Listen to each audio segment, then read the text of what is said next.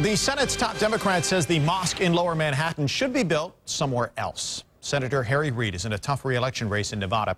He is the highest profile Democrat to break with President Obama, who seemed to back the idea of a mosque at Ground Zero. Take a look at where the proposed mosque will be built at 45 Park Place in Lower Manhattan. Ground Zero sits around the corner and 2 blocks down. Here's a look from the air now. That's Ground Zero in the top center of your screen. And the camera will now zero in on the proposed mosque site. President Obama weighed in on the issue over the weekend, and now it's taking root in what could be a difficult election year for Democrats. Fox 5's Tom Fitzgerald brings us the latest. As a guest at the White House Friday night, Sarah Najjar Wilson didn't know what she'd hear. I had no idea what the president was going to speak about. But what the head of the Arab American Anti-Discrimination Committee heard was President Obama weighing in on religious rights that others say are just wrong. That includes the right to build a place of worship in a community center on private property in Lower Manhattan. The next day, the president seemed to backtrack. I was not commenting, and I will not comment on the wisdom of making a decision to put a mosque there. Now, what started as a local fight in NYC has spread across the USA. How can we do that? It's completely un-American. The mosque supporters charge intolerance. Nothing short of bigotry, because if it were something other than Muslim, I don't believe you would find this opposition. While opponents claim insensitivity. Muslim leadership should move the mosque away from Ground Zero. But this controversy also serves to highlight the political change in rhetoric regarding Islam in the United States. It was less than a week after the 9/11 attacks that then President George W. Bush came here to this mosque in Washington to stress religious tolerance. President Bush followed up a visit to the Islamic Cultural Center on September 17, 2001, with a speech to the State Department a few days later. The teachings of Islam make it clear that peace is important. But with the 2010 November elections closing in, Republicans are closing ranks against President Obama and the Ground Zero Mosque. The president himself seems to be disconnected from the mainstream of America. Still, the president's supporters say the political damage is worth it. What he said there was very courageous, was very brave, and right on point for all the freedoms that we enjoy in this country. Tom Fitzgerald, Fox 5 News. All right, for more now on the mosque controversy, we are joined now by J.P. Frere, the associate commentary editor at the Washington Examiner, and Solon Simmons, who studies populism and political movements and how presidents convey their messages. He's with the Institute for Conflict Analysis at George Mason University. Thanks to both of you for being here this morning. Thanks for having us. Let's start first, Solon. Let me ask you, first of all, should the president have even brought this up at all? Should he have addressed this in any way with the upcoming elections in November? Well, this president is in a difficult position with any issues that have to do with what we might call the culture wars. I mean, he has, based on who he is, we think of him in a different way.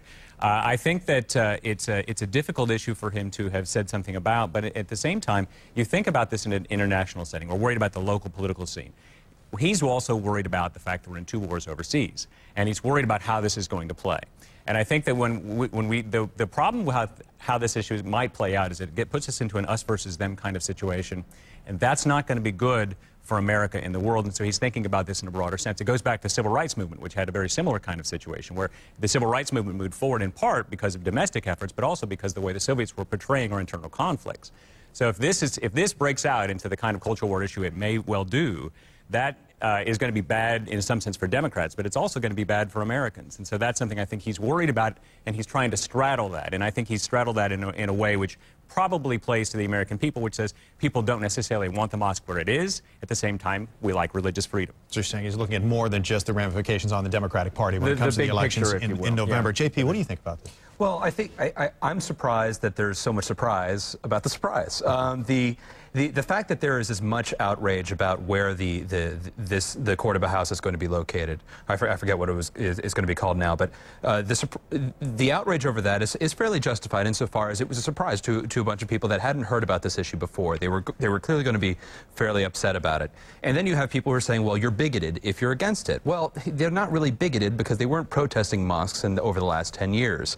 I mean, plenty of mosques have been constructed over the last few years. There are plenty of mosques in New York City. The discussion is about the proximity to Ground Zero and the sensitivity sensitivity issue. And it's relevant because the entire idea behind this particular community center is that it's going to be a bridge, that it was supposed to help bridge the gap between Muslim culture and Western culture, and that it was going to be sort of an outreach center. And doing it this way was so ham-fisted that people are saying, this is upsetting us. And so I think a smart thing to do would probably be to locate it somewhere else.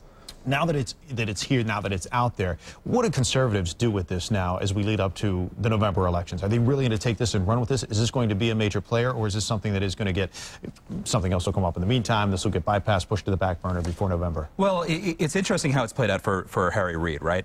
You know, Reid is in a difficult re-election campaign. He's being challenged by Sharon Angle, who has basically forced him into a position where he has to take a position aside from the president. And the president has basically made it very difficult for Democrats to not speak out on this. They wanted to keep mum, but now they're going to have to take a position. So it's not so much what conservatives or Republicans are going to be doing. It's more like, how do Democrats put distance from the president, or how they wind up aligning themselves with him. Solon, is this going to split Democrats?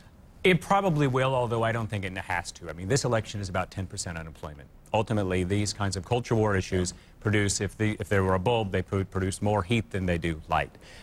People divide in them, they get excited about them. We like to talk about them in the media, but if you look at the best evidence, it appears that Americans are quite sensible. They're conflicted about these issues, they're ambivalent about these issues, they fall out in the ways when we poll, and Fox News has done a good job of polling this, they think about it on the one hand and on the other hand, and the only thing that it might well do that would push Democrats to actually want to get involved in something like this is by a turnout effect. I mean, it's not clear that you're going to divide. People who are divided on this are already divided on this.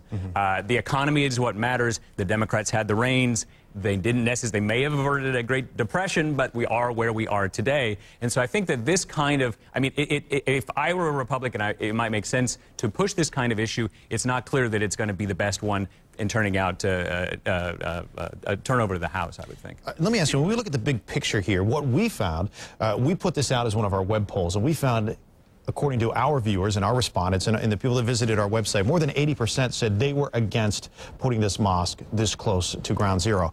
But yet when we went out yesterday and we tried to get people to comment about this, we didn't find anybody who was willing to say that on camera, to say, no, we are against this. So it seems like it's still a closeted resistance in some ways to this. You deal with conflict resolution and analysis. It's been almost 10 years since September 11th of 2001. At what point will we be ready for this? Are we just not there yet? Will we ever be there where something like this will be not met with as much resistance? I think we will, and I think when you look back over history, this is a moment when unfortunately the way this has played out has not been good for the country, I think. But this is a moment when we can be tolerant or not. When you look back on issues of tolerance and intolerance, we're usually embarrassed when we were not tolerant in the past, whether it's a Japanese internment camp, whether it's anti-Semitism in clubs, even around issues of civil rights. When we look back on these issues, the McCarthy period, we like to think of ourselves as having been tolerant. This is a moment when we... This is nothing like that. This is nothing like any of those moments. This is people saying that this is sort of inappropriate given the proximity to ground zero. I mean, if this were a discussion about whether or not we can accept Islam, I mean, that would be one thing. But what if it plays... My worry is that if it plays out in an us-them form, which it well could, and that's all I'm trying to say. If it plays out in that way, it has the potential to be a divisive Bill Ayers type issue. I'm worried about that, and I think that and we can hope that it doesn't play out in that way. So we're talking about 2 blocks away from ground zero. Then, JP, if this was 20 blocks away from ground zero, would it make a difference? Well, I mean, look, I haven't looked at a map as to what's 20 blocks from ground zero, but I'm actually more than willing to believe that 20 blocks from ground zero, there are probably some mosques. Right. I would say that we are not living exactly in a hotbed of anti-Muslim violence. In fact, I'd say that the extent to which we've made efforts as a country to bend over backwards to ensure that Muslims felt that they were welcome in this country, you know, that when we do our screening, we don't do racial profiling, we don't do religious profiling, we force, you know, white grannies, you know, to remove their shoes at airports. I mean, all of these things are us showing that we really are religiously tolerant, that we're not going after people because of religion. And I think that that's a very positive thing, and that shows that we are tolerant, that we do take that high road that the professor's talking about. All right, we're going to have to wrap things up. Bottom line, though, from both of you, will this impact the election in November? Yeah, probably. To some extent, but not as much as people think. All right, gentlemen, we really appreciate you. Solon Simmons, JP Frere, thanks for being with us this morning. Appreciate hearing from both of you.